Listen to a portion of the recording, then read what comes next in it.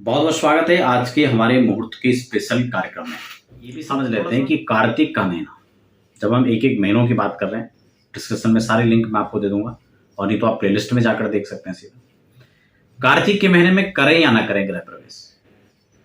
देखिए, हम कई बार क्या करते हैं कि डेट सर्च कर लेते हैं और हम उस डेट को शुभ मानकर उसमें गृह प्रवेश कर लेते हैं कि ये वास्तव में विधि के अनुसार है भी या नहीं।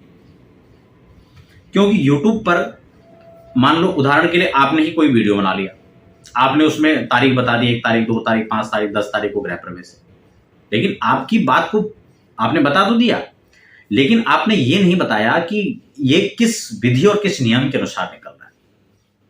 तो इसलिए वीडियो थोड़ा सा लंबी हो सकती है, लेकिन जानकारी आपको एक ही वीडियो में सब मिलने वाला है। इसलिए लगातार वीडियो पर बने रहें और चैनल को सब्सक्राइब नहीं किया तो चैनल को सब्सक्राइब जरूर कर लें। अब हम बात करेंगे यहां पर मुहूर्त चिंतामणि से, मुहूर्त कल्पद्रुमों की बात हम करेंगे, भारतीय ज्योतिष सर्व संग्रह की हम बात करेंगे। ज्योतिष सर्व संग्रह का मत इसमें क्या है और परंपरागत जो सिद्धांतिक मुहूर्त है उसमें यहां पर क्या लिखा हुआ है, पंचांगों का भी मत यहां पर हम लेने वाले हैं। ठीक है ना। ये तमाम जो ग्रंथ हैं ज्योतिष के, इनके आधार पर क्या क्या कहा गया है, कौन से महीने में, कौन से नक्षत्र में, कौन से वार के अंदर, कौन से लग्न के अंदर गृह प्रवेश करना चाहिए नहीं करना चाहिए, उसको हम यहां पर शास्त्रीय जानकारी आपको देने वाले हैं। देखिए, कोई भी मुहूर्त जब निकलता है तो हमें सबसे पहले 2 चीजों का ध्यान रखना है।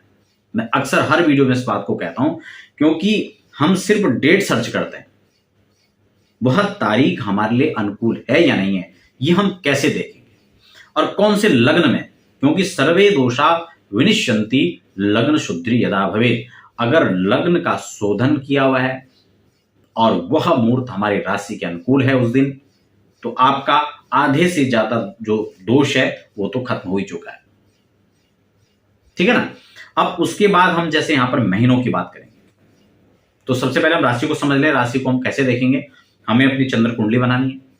हमारी चंद्र कुंडली में जो गोचर चंद्रमा है उसको बैठाना है। मान लो आज का चंद्रमा वृषभ राशि में, तो हम वृषभ राशि पर बैठा लेंगे। हमारी मान लो मेष राशि है तो हम मेष राशि लिख लेंगे, मेष राशि की कुंडली तैयार कर देंगे। हमारी कर्क राशि जो भी है उसकी कुंडली आप तैयार कर लें, और वृषभ राशि में जिसमें भी उस दिन गोचर का चंद्रमा उसको बैठा लें। अब वहां से उनको लग्न से गिनना है कि हमारा जो चंद्रमा गोचर का पड़ रहा है वो हमारी राशि से चौथा तो नहीं पड़ रहा है, चौथा 8वां और 12वां पड़ रहा हो तो उस दिन को कैंसिल कर देना चाहिए, चाहे सर्वश्रेष्ठ मुहूर्त। ठीक है।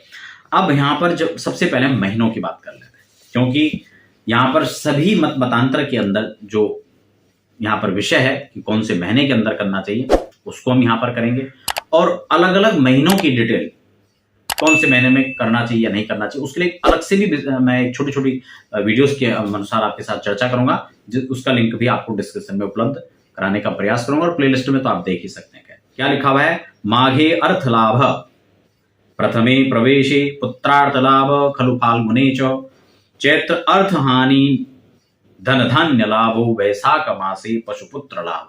बहुत श्रेष्ठ लिखा गया है। ज्येष्ठेषु मासेषु परेषु नूनम हानि प्रद शत्रु भय प्रदस्य।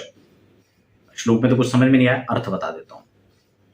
इसमें कहा कि माघ मास में गृह प्रवेश करते हैं तो ये आपके लिए धन और पुत्रदायक होता है, दोनों का लाभ आपको इसमें मिलता है। ठीक है। उसके बाद क्या लिखा है, फाल्गुन पुत्र और धन लाभ। फाल्गुन के अंदर भी धन और पुत्र का लाभ मिलता है, धनधारक कारक होता है। चैत्र में धन की हानि होती है, इसीलिए चैत्र हो या पौष हो, दोनों में सूर्य धनु और मीन राशि में होते हैं, जिसको खरमास भी कहा जाता है, इसलिए उस समय गृह प्रवेश नहीं करते हैं। तो चैत्र में धन की हानियां स्पष्ट लिखा है। उसके बाद वैशाख में धन धान्य का लाभ बताया, यानी ये भी अच्छा है। और ज्येष्ठ मास में पशुपुत्रों का लाभ, पशुधन का लाभ, वाहन आदि का लाभ जो है मिलता है। और अतिरिक्त जो महीने हैं, भिन्न जो मास हैं, उसमें अनुकूलता और प्रतिकूलताओं को, दोनों चीजों को यहां पर अलग अलग रूप से निहारा गया है। अब इसमें 4 ही महीने हैं, तो अब विषय आता है कि हम 4 महीने में गृह प्रवेश करेंगे क्या, 8 महीने का क्या होगा। अब थोड़ा सा हम ये भी समझ लेते हैं कि कार्तिक का महीना, जब हम एक एक महीनों की बात कर रहे हैं, डिस्क्रिप्शन में सारे लिंक मैं आपको दे दूंगा और नहीं तो आप प्लेलिस्ट में जाकर देख सकते हैं सीधा।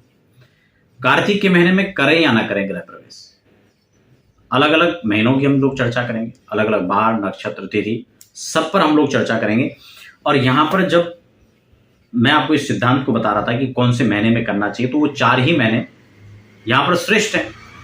अब ये तो हो नहीं सकता पॉसिबल कि 4 महीनों के अंदर ही गृह प्रवेश होगा, 8 महीनों के अंदर नहीं होगा। ठीक है, मैं आपको ये भी आपको बताने वाला हूँ कि कौन से महीने हैं जिनके अंदर बिल्कुल नहीं करना है। लेकिन फिलहाल हम कार्तिक को थोड़ा सा समझ लें और फिर हम आगे और चर्चा कर लेते हैं।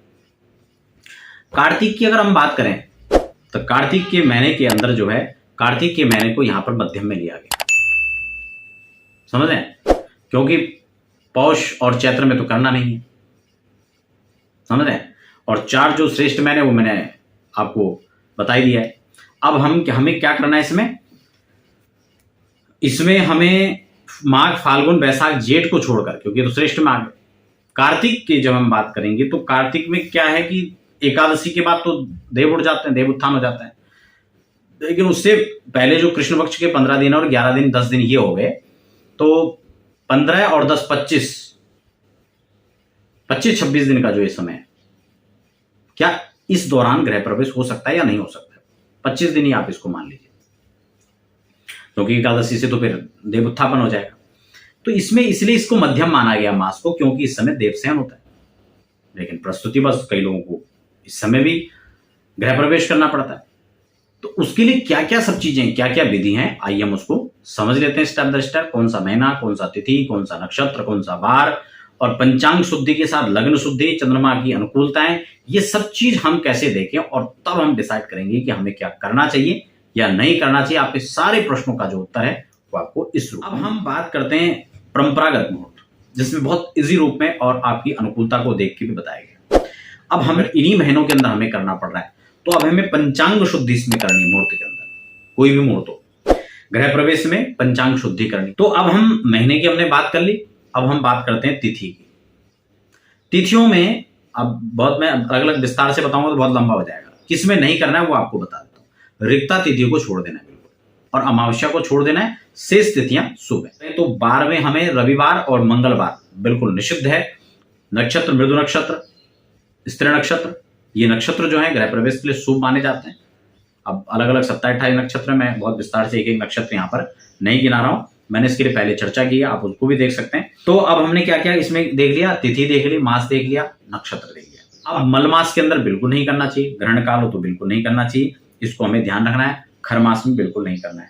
अब बात आती है लग्न की। लग्न में देखो यहाँ पर ज्योतिष सर्व संग्रह कहता है कि मेष, वृष, मिथुन, सिंह और तुला, धनु, मकर, कुंभ, अगर इन स्थानों के अंदर, लग्न से हमारे इन स्थानों के अंदर अगर शुभ ग्रह होते हैं तो शुभ है। खासकर केंद्र और त्रिकोण में शुभ ग्रह होना ही चाहिए। और इसमें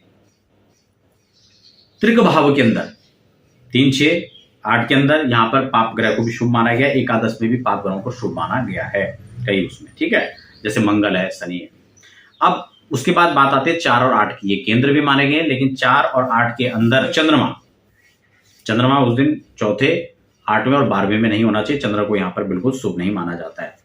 तो लग्न मैंने आपको बता दिया, इसमें से खासकर वृश्चिक लगन, सिंह लगन, कुंभ लगन, इनको वृषभ लगन, इनको बहुत श्रेष्ठ माना जाता है। तो इन लग्नों में गृह प्रवेश करना चाहिए। अब मुझे लगता है इसमें जो मोटी मोटी बात थी वो मैंने आपको बता दिया। अब इसके आधार पर आप तिथि, मास, नक्षत्र, वार और अपनी राशि के अनुसार चंद्रमा की अनुकूलता, शुभ लग्न, इनका विचार करके और तब आप गृह प्रवेश कर सकते हैं। इसमें आपका शुभ ही शुभ होगा।